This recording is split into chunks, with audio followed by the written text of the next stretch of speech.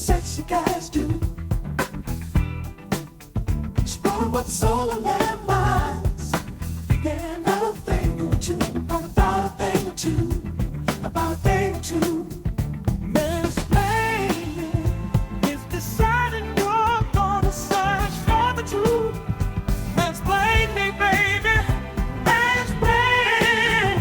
There can be no thinking that would be uncool.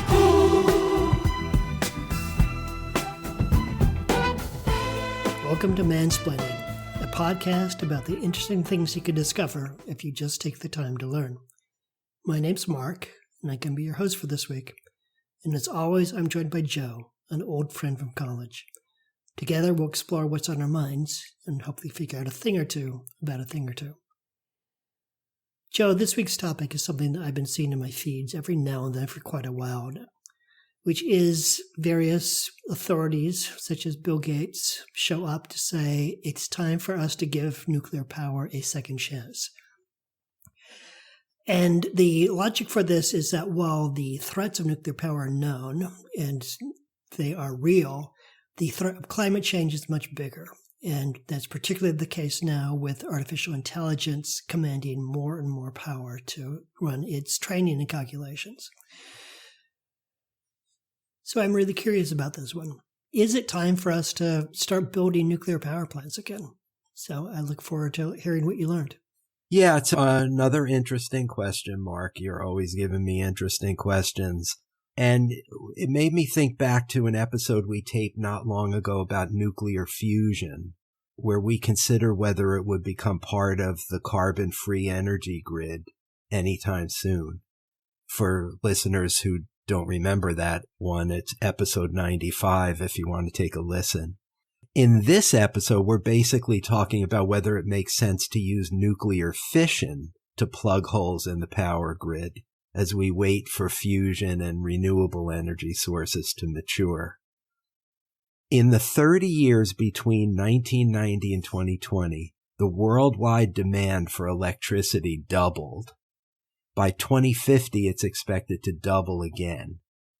Electric vehicles, electric pumps for home heating, and as you mentioned, AI data centers are but the latest innovations taxing electrical capacity, and there's a need for reliable sources of clean energy.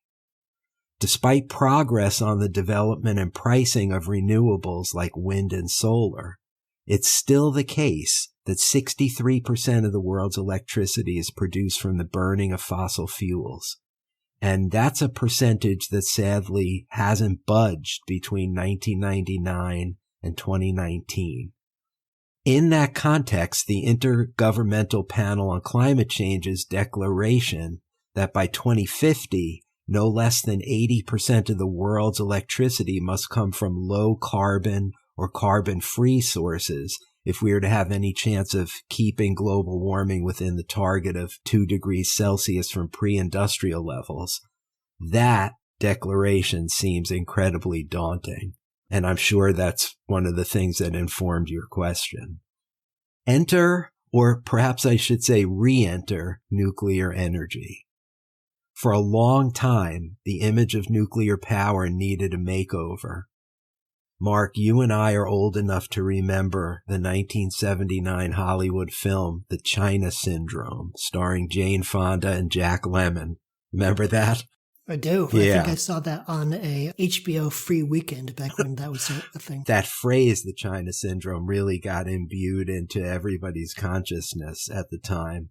You know, that film was panned by the nuclear power industry as quote-unquote sheer fiction until just 12 days after the film was released, the partial meltdown at 3 Mile Island happened. Talk about good timing if you're working PR for that film, huh? Yeah, and really bad timing for the nuclear power industry.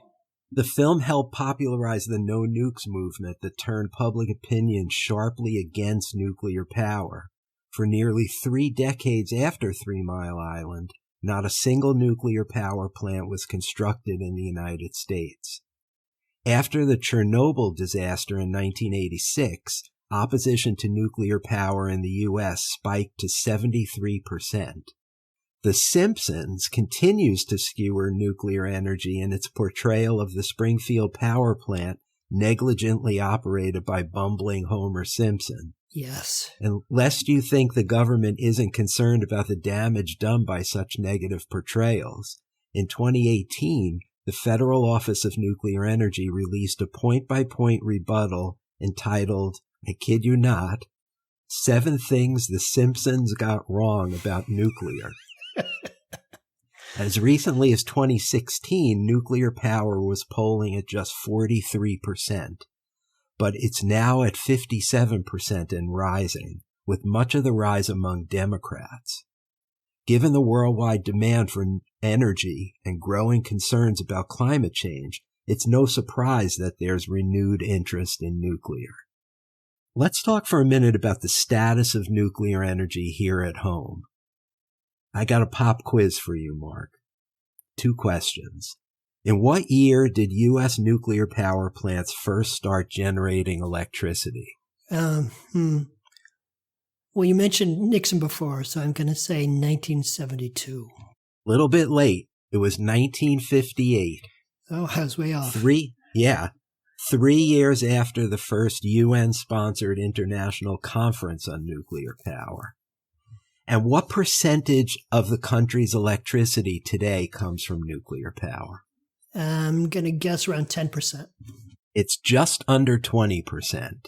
And that number's been holding steady since the 1990s.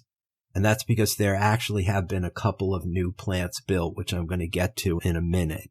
And my point in giving you this quickie quiz is that it's really not like we're giving nuclear another shot. It's been part of America's energy portfolio for decades. In fact, the United States is the world's largest producer of nuclear energy. Wow. As of August 2023, the U.S. had 93 active commercial nuclear reactors at 54 facilities spread across 28 states, with Illinois having the most reactors, 11. The oldest reactor, 9 Mile Point Unit 1 in upstate New York, opened in December 1969. Today, nuclear is our largest source of clean energy, providing about 48% of America's carbon-free electricity. So just under 20% of total electricity and about 48% of carbon-free. There's multiple explanations for the change in public opinion about nuclear energy. It tends to track the price of oil and gas. When they're down, so is interest in nuclear. But when they're up, people are more open to other options. Provocative statements by thought leaders like Bill Gates, or fears of power outages in places ravaged by devastating wildfires and floods, have also contributed to the rethinking of nuclear. Geopolitical events play a role in countries' evolving postures. For example, the Russian invasion of Ukraine made European nations reliant on Russian oil, like Germany, reassess their inhibitions about nuclear. At the most recent UN climate change conference this past fall, 31 nations, including the U.S., pledged to triple their nuclear energy capacity by 2050. Making that happen will not be easy. Though we have the largest number of operational nuclear reactors in the world, we also have the oldest fleet of plants, with an average age of 42 years, and many are due to be retired soon. When the newest American plant came online in 2023 in Georgia, it was only the second to open since 2016 and was plagued by delays and cost overruns. I think it's worth drilling down on that Georgia plant for a minute to understand some of the challenges inherent in building out nuclear capacity, at least in this country. In short, it's exceedingly expensive and it takes forever. The Georgia facility's 3rd and 4th reactors began construction in 2009 and were initially scheduled to go live in 2016 and 2017 at a cost of around $14 billion. They didn't actually come online until 2023 and 2024 at a final cost of about $35 billion. In other words, 7 years late and more than 100% over budget. Wow. Beyond that new plant in Georgia, there are no other conventional reactors currently under construction or review by U.S. regulators. Understandably, since who can afford that degree of uncertainty? And even if we did have new plants in the pipeline, our dear leaders' steel tariffs would make them even more expensive. Figures. So guess who's likely to fill that construction void? 3 guesses and the first 2 don't count. I honestly don't know. It's China, of course. Oh, of course. Yeah. They didn't build their first nuclear power plant until 1991, but in less than 35 years, they've assembled the world's 3rd largest fleet behind only the US and France. And they're still actively building, with 4 new reactors coming online this year and another handful scheduled for next year. Other countries ranging from Turkey to Egypt to Bangladesh are either building or opening their first nuclear reactors right now. Most of the commercial nuclear reactors in operation today were designed with low enriched uranium as their fuel source and highly pressurized water as their coolant. But there are efforts underway to rethink the design of nuclear reactors. So-called advanced reactors, aka Generation 4, break the mold by using more enriched forms of uranium for fuel and substances like lead, molten salt, or liquid sodium as coolant. The goal is to improve efficiency and safety, and we'll see whether one or both goals is achieved as these plants go from the drawing board to reality. Here's where the U.S. may have an advantage, since the bulk of the research in alternate power plant designs is either being funded or built by American companies. Bill Gates founded a company called TerraPower and invested $1 billion in an advanced reactor that broke ground in Wyoming last summer and is expected to open in 2030. A Defense Department project might be the first Gen 4 reactor to generate electricity in 2026, though only on a small scale. And not to be outdone, China is working on Gen 4 reactors cooled by helium gas. Because it's going to take years, if not decades, for the nascent Gen 4 reactors to generate enough electricity to help mitigate climate change, there's interest in extending the lifespan of existing nuclear plants. For countries with older plants like the US, France, and Spain, 20-year license extensions beyond the 40-year norm are becoming popular, especially if the plants have been properly maintained and their aging equipment replaced. Some American plants have seen their licenses extended to 80 years. Parallel with those efforts is the move to reopen shuttered plants, particularly those shut down recently for financial reasons. For example, the owner-operator of the Palisades nuclear plant in Michigan, which closed in 2022, received a $1.52 billion loan from the U.S. Department of Energy to help revive it so it could go back online later this year. And believe it or not, Mark, 3 Mile Island, which closed in 2019, is also on the list of plants targeted for reopening. Presumably they're going to want to rebrand that, so like, the Safe Power Institute or the Yes. Everything's Fine Over Here power plant. Yes, some suitable euphemism, right? As you referenced in your question, the tech giants are interested in nuclear energy to solve the anticipated capacity shortage caused by powering all their data centers. Microsoft is behind the drive to reopen 3 Mile Island. It signed a deal last year to purchase power from it should it reopen. Google signed a similar deal with a nuclear energy startup, and Amazon went a step further by investing directly in a company that's looking to build, in your home state of Washington, a small modular reactor, which might reduce cost and construction time, though that remains to be seen. These companies' investments in power plant design and construction are a major step toward deploying nuclear power at the scale required by today's world. Another idea is to locate the new reactors on or near closed or closing coal plants, as TerraPower did with its Wyoming plant, since those sites already have water and power grid connections. According to Jessica Lovering of the policy research firm Good Energy Collective, quote, "The next 4 years are make or break for advanced nuclear," end quote. The Biden administration tried its best to accelerate innovation in this sector. 2022's Inflation Reduction Act included significant tax credits aimed at keeping nuclear plants in operation, as well as loans and grants for demonstration projects. Biden's climate envoy, John Kerry, told reporters in September 2023 that, quote, "The United States is now committed to trying to accelerate the deployment of nuclear energy," end quote. Changes to the regulatory process could also help. The Bipartisan Advance Act, passed last year, aims to reform the Nuclear Regulatory Commission to lower fees and expedite the licensing and deployment of advanced reactors, which currently takes nearly 5 years. The bill also focuses on revolutionizing reactor design by developing micro-reactors small enough to fit on an 18-wheeler truck. An industry group called the World Nuclear Association, or WNA, argues that the expanded use of nuclear energy will be essential for many countries to achieve their decarbonization goals.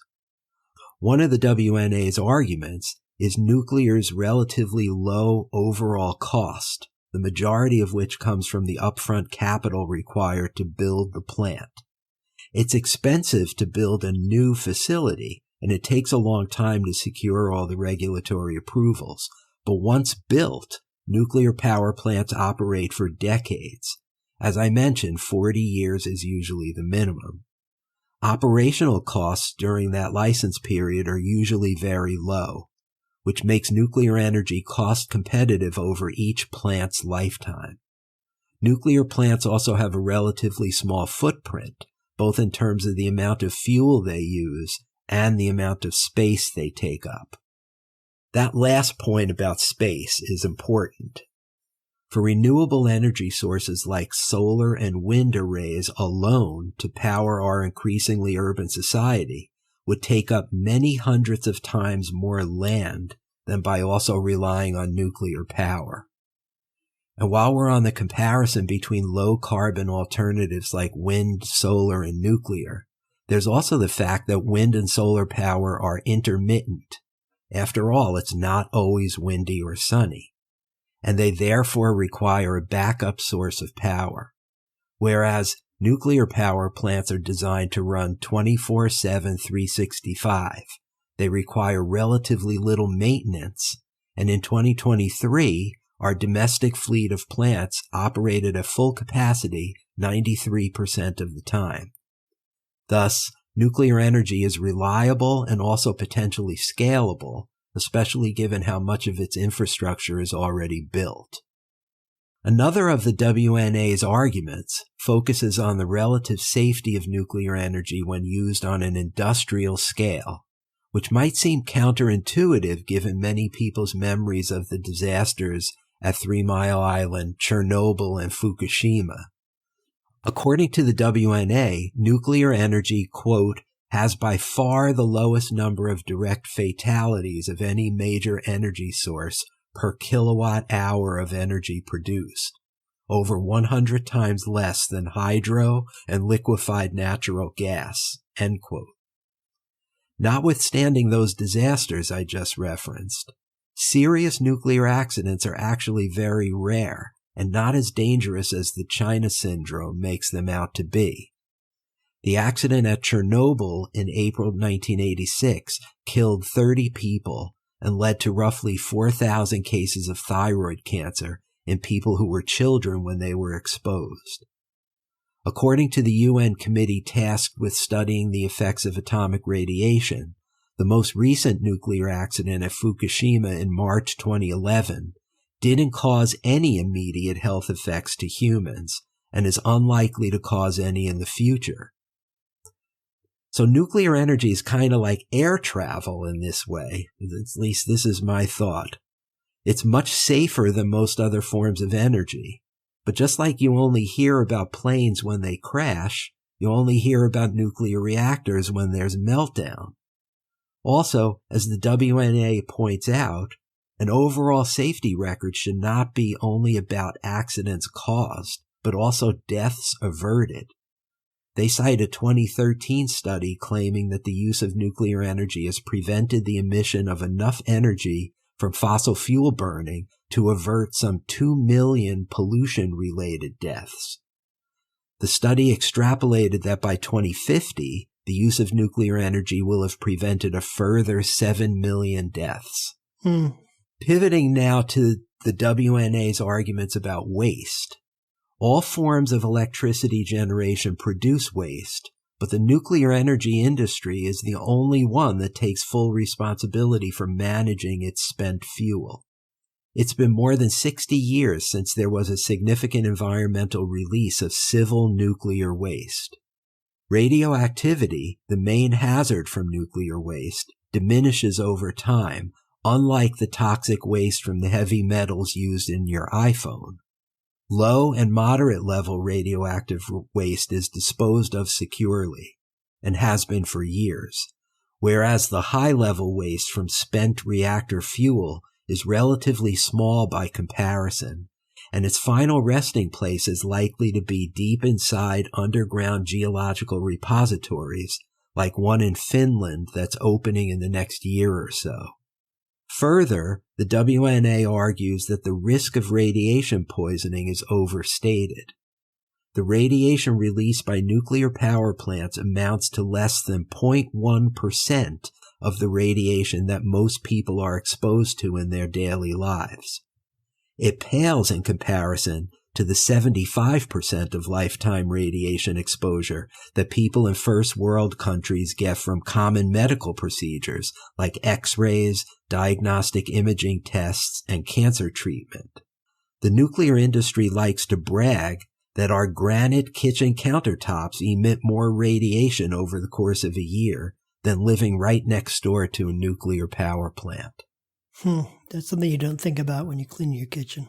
I have one more thing to say on the pro-nuclear side of the argument before I switch gears, and that's about nuclear proliferation, which is always a concern, especially in today's rapidly destabilizing world, increasingly overseen by what I think of as idiots, theocrats, and other bad actors.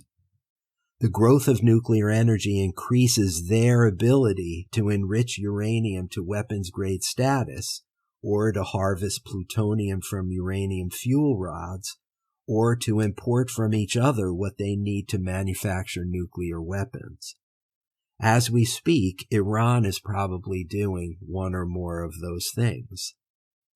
Those small modular and micro reactors I mentioned earlier will be much harder to track and trace if they get in the hands of rogue states or are repurposed for weapons production. But all that said, the safeguards the world has built have thus far been pretty effective at discouraging nuclear energy technology being used to build nuclear weapons. Of the 30-plus countries that have nuclear power reactors, only 8 have nuclear weapons. Kim Jong-un's North Korea is the outlier with nuclear weapons that never bothered to develop nuclear electricity for its desperately suffering citizens. The U.S. and Russia cooperated on the Megatons to Megawatts program from 1999 to 2013, in which fissile material from both countries' stockpiles, equivalent to 20,000 bombs, was converted into nuclear fuel. So we shouldn't necessarily conclude that proliferation is inevitable. With minds like steel traps, more than joy here to discern, the interesting things you can discover if you just take the time to learn. Mansplaining,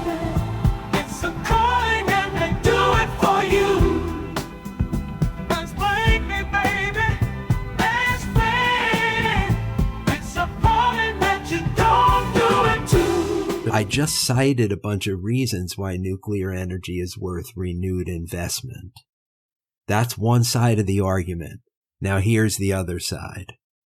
First and most obviously, the continued risk of meltdown.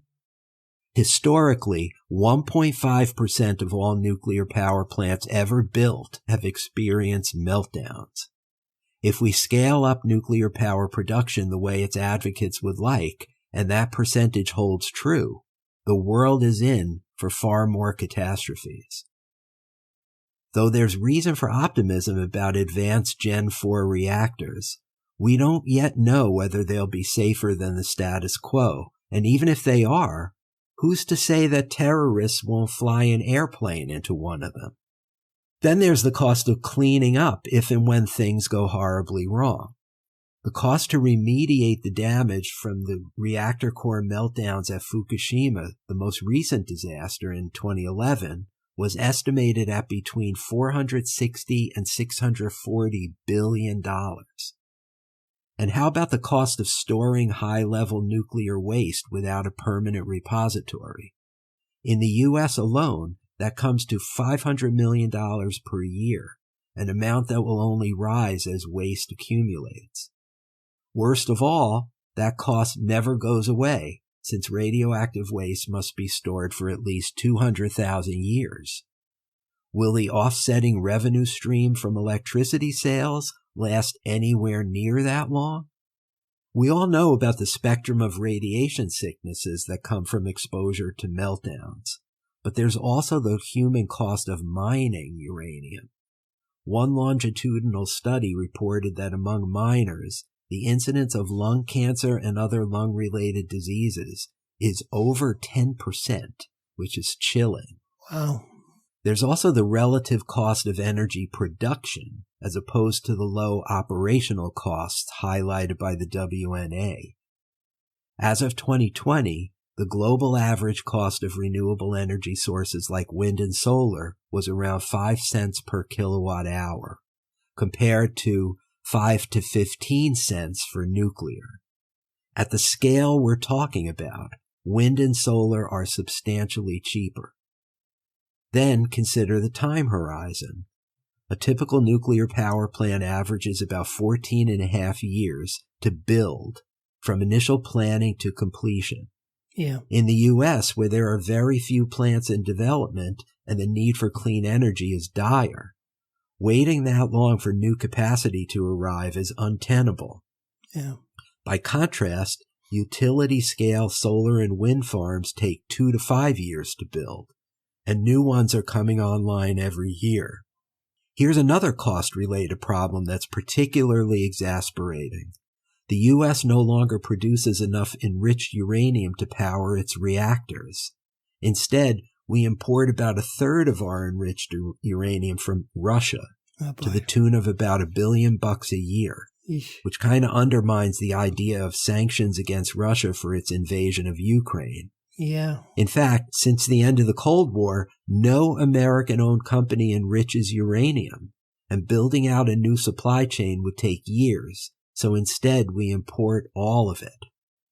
The safety argument made by nuclear power advocates doesn't account for the full life cycle of power plants, which lasts well beyond their 40 to 60-year design life. It takes more than 100 years from the time a plant closes till it's completely decommissioned, as there's a 50-plus year cooling off period, followed by decades more for all the waste to be either stored or reprocessed, all the structures decontaminated, and all the land, water, and air on and around the site to be remediated. Of course, the more nuclear waste there is, the greater the risk of radioactive leaks, which can pose grave risks not only to people, but also to animals, crops, and the water supply.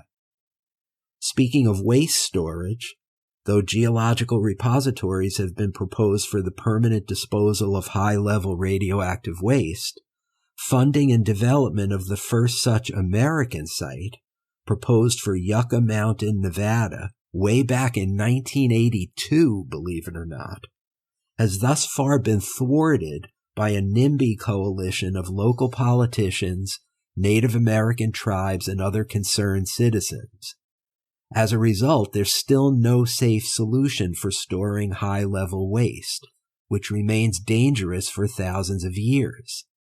I think it's no coincidence that Finland, a nation with very high trust in its government's honesty and competency, is where the first underground repository is opening, while the United States, where faith and trust in government is at an all-time low, is unable to convince its population to accept such a facility.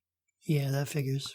Because Yucca Mountain's fate is tied up in litigation to this day, many American nuclear power plants are instead resorting to either licensing private companies to store their spent fuel off-site, or even worse, storing their high-level waste on-site for the foreseeable future in concrete and steel containers called dry cask storage.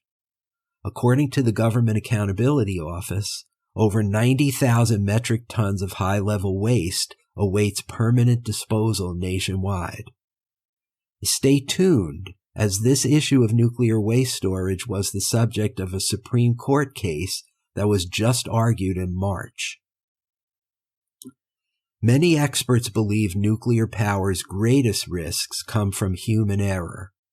As the USC engineering professor Najmuddin Meshkadi told a university publication, the common denominator for the accidents at 3 Mile Island, Chernobyl, and Fukushima was, quote, the poor safety culture leading to deficiencies in the system's protective defenses, end quote. Meaning that any fancy new system for storing waste or managing risk is only as good as the fallible people operating it. Having just presented both sides, it's now time for me to tell you where I stand. You referenced Bill Gates in your question. Gates has been pointing out for years that climate change is humanity's biggest challenge and will likely cost millions of lives and trillions of dollars. In a world also facing profound energy challenges, Gates believes wind and solar power alone won't be sufficient to meet those challenges, and therefore new and better nuclear energy reactors are the best way to supply that energy without exacerbating the climate crisis. Now, I'm far from sold on nuclear energy as the answer to all the world's energy problems. I wish our leaders weren't so blasé about climate change for so long that we now need to risk an expansion of nuclear energy that could end in the China syndrome. But we can't let our fear of a future theoretical nuclear disaster paralyze us from taking all measures to mitigate the very real climate catastrophe that's playing out before our eyes. Removing nuclear energy from our menu of carbon-free options will only increase our reliance on fossil fuels at a time when we must absolutely be rid of them. Nuclear power is a tool in the proverbial toolbox. We need all our tools right now. And with so much infrastructure already built and so many promising new ideas in the hopper, it would be silly not to use it to help us get to net zero emissions. At the same time, we need to be mindful about the 3 major disasters we know about, and who knows how many scary situations we don't know about over the past 50 years, which suggests that if we continue using nuclear energy, it can and probably will happen again. I believe the people of America and the world would be willing to accept that risk for the sake of saving the planet. After all, it's not like we're unaware of the fossil fuel-induced tailpipe emissions that are already killing scores of people everywhere in the world every day. Maybe someday, when the know-nothings who dominate our current politics are finally vanquished, we can at last bring all tools to bear on the existential threat of climate change. With a little luck, we'll be able to halt the global warm-up, and maybe by then wind and solar will be so cheap, pervasive, and scalable that we can retire nuclear power in favor of 100% renewable energy. But until then, it's all hands on deck. Yeah, I agree. And let's put a pin in the topic of solar energy, because I was listening to a podcast 3 or 4 weeks ago where someone was being very bullish on the near-term potential of solar to solve a lot of problems, because the efficiency of converting sunlight into energy has been increasing fairly rapidly. And on that podcast, he asserted that solar is already our cheapest source of energy. But clearly there are some infrastructure challenges there. So let's come back to that topic in a future episode so we can learn more about that. Yeah, a good idea. All I want to say about that is I have no doubt that solar could be scaled up instantly, or wind for that matter. Mm-hmm. But we lack the political will to do it. And political will is a major factor in this subject. Yeah, absolutely. Yeah. You framed it as it's a small cost to pay, the threat of nuclear accidents if we weigh it against the looming threat of climate change. Yes. And while I 100% agree with that, our uncomfortable reality is that a large segment of the country would prefer to think that their biggest problem is the price of gas. And the solution to that problem is for the price of gas to come down, Yes. not for anything to change in some systemic way in how we generate electricity. Yeah, well, again, like instead of getting angry at everybody who feels that way, that's the kind of short-term thinking that motivates a lot of people's decisions. And I'm sure you and I are guilty of it in other contexts, but that's what leadership is. That's why I harp on political will. Leadership means making decisions for the country that are in the best interest of the country going forward. And an energy policy that consists of entirely or almost entirely renewables is the way to go. But we're not there yet. And nuclear is a good stopgap method. And I'm convinced that it needs to be part of the portfolio in the short term, or maybe even in the medium term. Yeah, we agree on that point. And while I'm on the same page with you with your presentation on the topic, there was one thought in the back of my mind that I think is interesting as part of the conversation, which is that the threat of a nuclear disaster, a 3 Mile Island scenario, is an example of what's called a black swan event. And there's a book called The Black Swan, which I read several years ago. I don't recall the author. And it really changed my thinking on some of this stuff, because the author, who's a stock market trader, makes the point that when we plan for future scenarios, there's a solid approach of just planning for what's probable, the most likely events. Right. And the thinking for that is don't waste your time thinking about super rare events, focus on what's probable. But he points out that some rare events are so strong in their effect that even if it's unlikely that it would happen, over the course of 100 or, for the time scale for nuclear waste, 1,000 years, it probably will happen. And when it does happen, the effects are severe. And the specific example he was talking about was the housing bubble, where it was unlikely that that set of events would come together in such a way as to completely destroy our economy and bankrupt millions of people. It was unlikely, so it didn't work into the planning algorithms, the risk calculations that those firms were making. And yet when it did happen, it was so bad for those firms that some of them were driven completely out of business. And so I would agree that the risk of large-scale nuclear disaster is quite unlikely. It's a black swan event, but if it were to happen, the effects could be severe. And so I think there's some value of thinking of it as a black swan and asking it whether, we know it's a black swan. Sooner or later, it probably will happen. Like you said, the effects could be very bad, but we have to weigh that against other effects that could be even worse.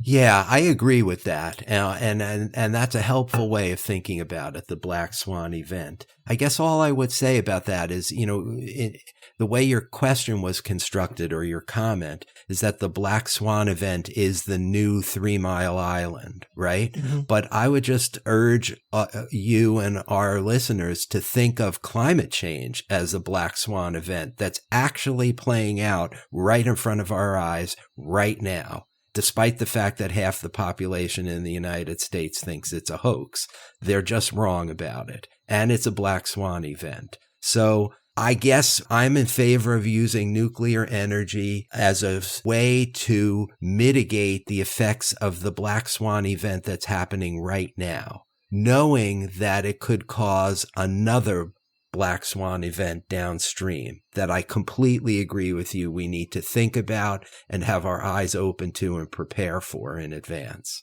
And my final thought is one that is rooted in another podcast I listen to. I listen to a lot of podcasts. And one of them is You're cheating on mansplaining? How dare you? Joe, it didn't mean anything. Like you are my one true It was podcast just a co-host. fling? Okay, Yes. if it's just a fling, I guess I'll let you back. Yes. I'll have you back. Yeah, so I have a casual relationship with the Plain English podcast with Derek Thompson. And he did a episode on essentially this same topic. And he had a guest on who was basically saying that we should not pin our hopes on re-ramping the nuclear energy infrastructure because it would simply take too long to get there, too long, too expensive to ramp that up. And that therefore we should be putting our hopes into other sources of energy, to the extent that we can be hopeful at all. Yeah. And so I wonder if your reading comes up with a counter argument for that point of view. Yeah, I mean, I think I mentioned some of this in my presentation. It's absolutely true that to build new conventional nuclear reactors takes about 15 years. And there really are none in the pipeline right now. So it would be utterly ridiculous to think that the building of new conventional reactors is going to solve our problems in the short term. It's not going to happen.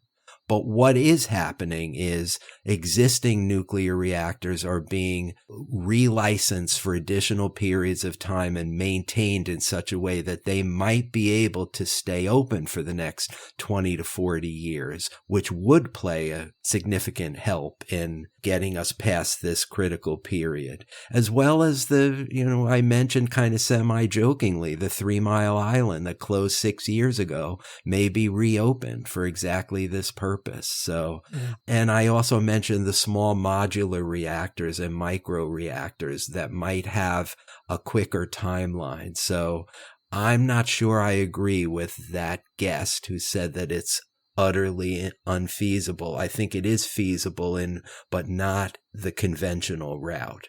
We're not going to build new 3 Mile Islands that are going to help us with climate change. We're going to have to use the existing one and some clever new smaller modular micro reactors to help out with the crisis at hand. Yeah, hopefully there's some ingenious solution coming up to think of this through a new lens, which turns like, a 20-year cycle into a 10-year cycle or something like that, and really makes a difference. Yeah. And I was looking for evidence of newfangled reactors that are being tested in real time to see if they are going to make a difference, but we're really not there yet. The one that Bill Gates is funding is not opening for another 5 years, and the others are kind of on the drawing board. So it's just theoretical right now, but it's promising, and the United States has a great track record of innovating its way out of prior calamities. So if I had to put my money on this, I'd bet on the side that says we're going to figure out a way to do this. Yeah. Well, fingers crossed. But thank you. This was a good conversation. You taught me a lot of stuff that I didn't know. As you remember, I was convinced that basically nuclear power was offline by this point, and yes, so it's eye-opening that it's been part of our energy mix all this time, and I was simply unaware of it. So, thank you. Yeah, sure. Well, I have a question for you for next time that I feel like it's kind of similar to this one, in the sense that it's about an old technology being employed to help solve a new problem. So, you ready for this? Okay, yeah, bring it on. Okay. So for years, we've been hearing about the game-changing nature of high-speed rail in a world looking for better transit options and remedies to climate change. People I know who've traveled in Japan, China, and Europe marvel about the bullet trains that go over 200 miles per hour and connect far-flung cities without having to fly. You'd think the most technologically sophisticated nation on Earth, a nation that prides itself on innovation, as I just said a minute ago, would have been one of the early adopters of such technology. But instead, here in the U.S., we have only delayed, failed projects like the one in California. So my question, Mark, why can't the United States build a high-speed rail system? Okay. You'll remember with the land value tax, that was the question that you asked me, and that I had never even heard of it until you asked me the question. I was sorry for observing. Yeah. This is one that I've taken an interest in myself. So I have done some background reading on the topic. Oh, good. I already have a perspective on that. And I will, but I'll dig deeper into it and hopefully find something that's surprising for me as well as for our listeners. But I will say that the words density will figure into my answer. So that's a clue for our next episode.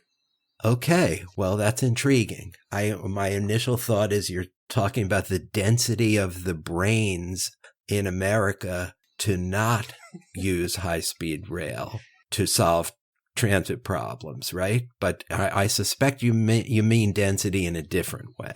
Well, you'll just have to wait and see with the rest of our listeners, and hope there'll be a delightful surprise. All right. Okay, so that's a wrap on this week's episode, where we learned a lot about a very old topic, and hopefully next time we'll learn a lot about something that's relatively new. In the meantime, all of our listeners, I encourage to enjoy their warm cup of coffee in the morning and think about where that energy came from. Maybe it came from some unexpected direction. In the meantime, I will be reading up on high-speed rail and why it has so far not been a solution in the United States and whether it will be one going forward. And I will be in counseling dealing with the issues from Mark's admission that he cheated on me. Yes, we need to rebuild trust within this relationship. Yes, there might be some couples counseling coming, so be ready, Mark. Okay, I'll brace myself. Until then, I'm Mark, that was Joe, and we'll see you next time. We'll talk to you next time.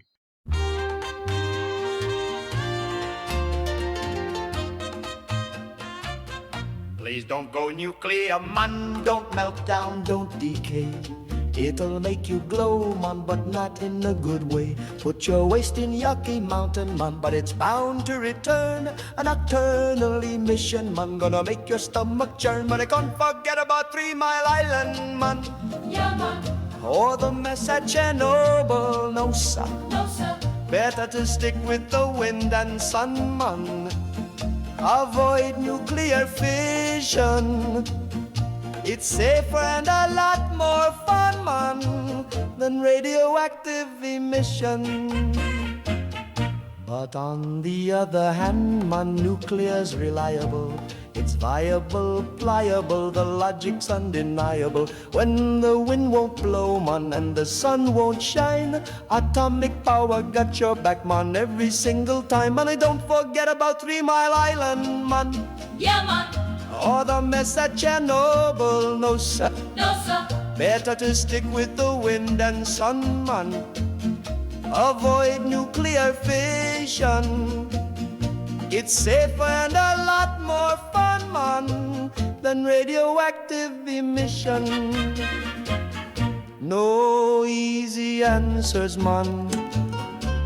We stuck in a bind. Balancing act, man.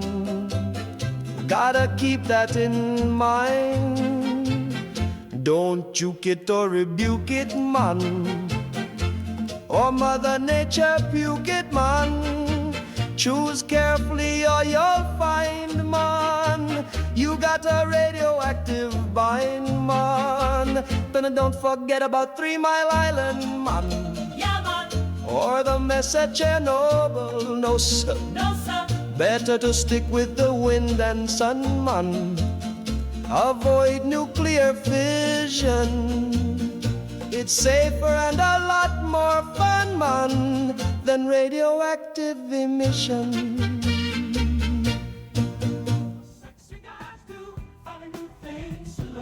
Mansplaining is brought to you by Joe and Mark and nobody else. Music composed and performed by the Mansplaining House Band. Thank you for spending your time with us, and we'll see you next time.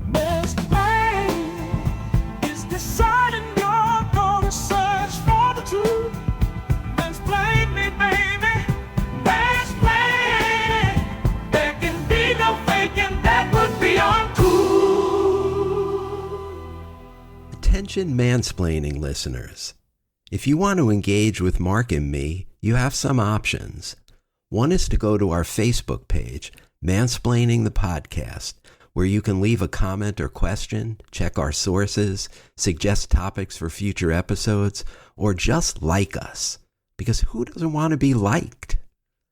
You can also reach us through whatever app you use to listen to this podcast by giving us a 5-star rating or writing a review of your favorite episode.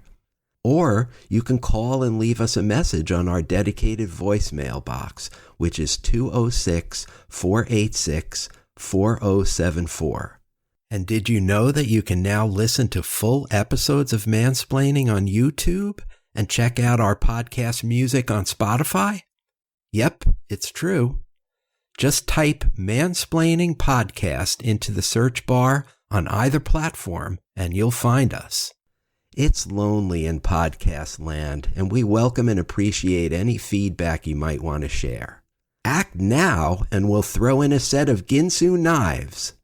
Not really.